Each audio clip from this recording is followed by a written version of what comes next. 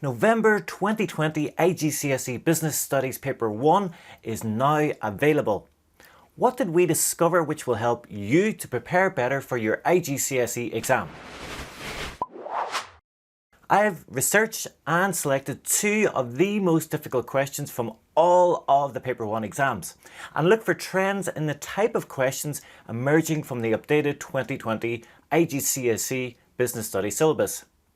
This can help us to predict the type of questions coming up later in 2021 and beyond. And most importantly, make sure you are better prepared for your upcoming IGCSE Business Studies exam. I'm going to make him an offer he can't refuse. Cambridge Business Essentials is all about improving grades in IGCSE Business, specifically for Cambridge International. If it's your first time here, then please subscribe immediately to stay updated with all the latest tutorials in Cambridge International Business. All the past papers for Cambridge International Business are available to download at CAIEbusiness.com.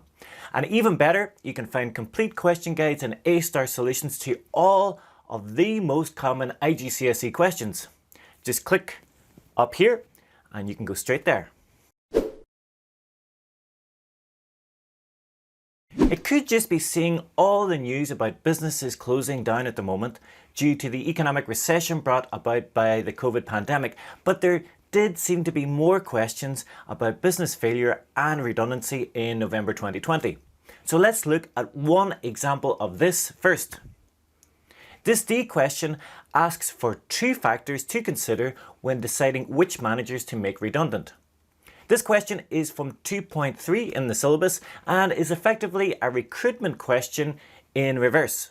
Instead of trying to find the best employees to join a business, you need to decide on the best employees to keep and therefore who you should let go or make redundant.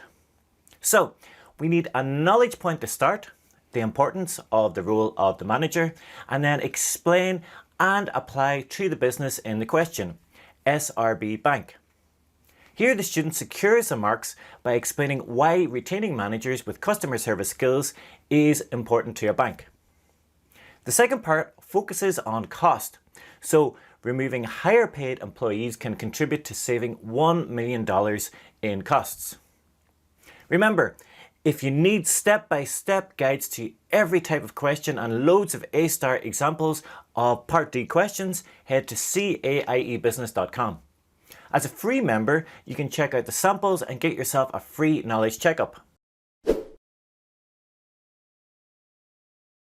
There weren't any new types of questions that I haven't seen before in Paper 1, November 2020, but one thing that did strike me was how challenging some of the Part E questions were.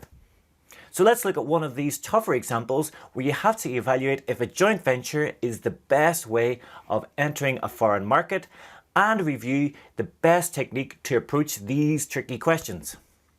You can find the full topic guide for this question and a video tutorial in Marketing Unit 3.4. You may be tempted to start defining what a joint venture is and then explaining all the difficulties of entering a foreign market, but the key to finishing this question within the time limit is to focus on answering the question and not giving unnecessary details, which will not score marks. To start, a knowledge point and an explanation of why joint ventures will be a suitable way of entering a foreign market. Then, an alternative way of entering a foreign market and an explanation. Now, the mark scheme for this question does not specifically say that you must have an alternative way of entering a foreign market.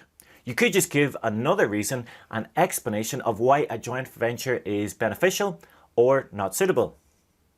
However, the focus of this question is on whether a joint venture is the best way of entering a foreign market. So if you give an opposing or different way of entering a foreign market, this will lead you naturally to an evaluation or judgment on which way is best.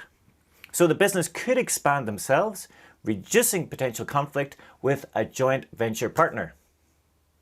To secure the 2 evaluation marks, we need a reasoned recommendation whether joint ventures are the best way of expanding into these new markets. Here the student refers to the alternative of a business expanding alone, but recommends a joint venture and justifies by explaining how local expertise can reduce risk and increase sales. You can find more detailed step-by-step guides to E6 mark questions and A-star examples galore at CAIEbusiness.com. So that's our review of November 2020 Paper 1 done. Remember to subscribe to stay updated for the review of IGCSE Paper 2 and all future papers at IGCSE and A-Level. And if you really want to take your learning to the next level, click here to find interactive courses and resources to take you to the top in Cambridge Business. Thanks for watching. I'll see you next time.